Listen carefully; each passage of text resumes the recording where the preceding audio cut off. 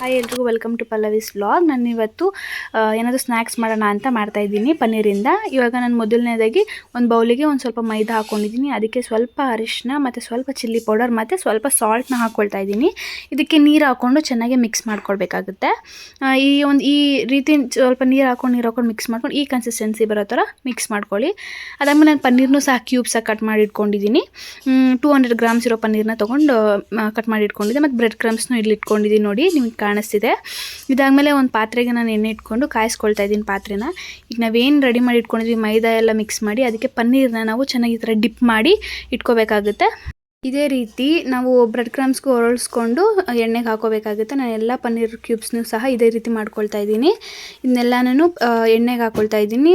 Medium ಫ್ಲೇಮಲ್ಲೇ ಇಟ್ಬಿಟ್ಟು ನೀವು ಬೇಯಿಸ್ಕೋಬೇಕಾಗುತ್ತೆ. ಫುಲ್ ಹೈ ಫ್ಲೇಮು ಇರಬಾರ್ದು, ಲೋ ಫ್ಲೇಮ್ ಇದ್ರೂ ಜಾಸ್ತಿ ಎಣ್ಣೆ ಕುಡಿಯುತ್ತೆ. ಅದಕ್ಕೆ ನಾನು ಈ ಥರ ಮಾಡ್ಕೊಳ್ತಾ ಇದ್ದೀನಿ. ಇದನ್ನು ಲೋ ಫ್ಲೇಮಲ್ಲಿ ಹೀಗೆ ನಾನು ಬೇಯಿಸ್ಕೊಂಡು ಸ್ವಲ್ಪ ಲೈಟ್ ಬ್ರೌನ್ ಆಗೋ ಗಂಟ ಮಾತ್ರ ಬೇಯಿಸ್ಕೊಳ್ಳಿ. ಜಾಸ್ತಿ ಡಾರ್ಕ್ ಬ್ರೌನ್ ಆಗೋ ಥರನೂ ಮಾಡ್ಕೋಬೇಡಿ. ನೋಡಿ ಈ ಥರ ಆಗಿ ಬಂದಿದೆ ನನಗೆ ಲಾಸ್ಟ್ ಫೈನಲಿ.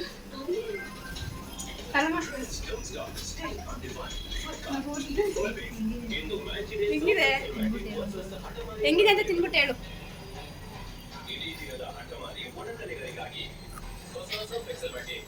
ಸೂಪರ್ ಆಗಿದೆ, ಕ್ರಿಸ್ಪಿಯಾಗಿ, ಉಪ್ಪು ಖಾರ ಚೆನ್ನಾಗಿದೆ.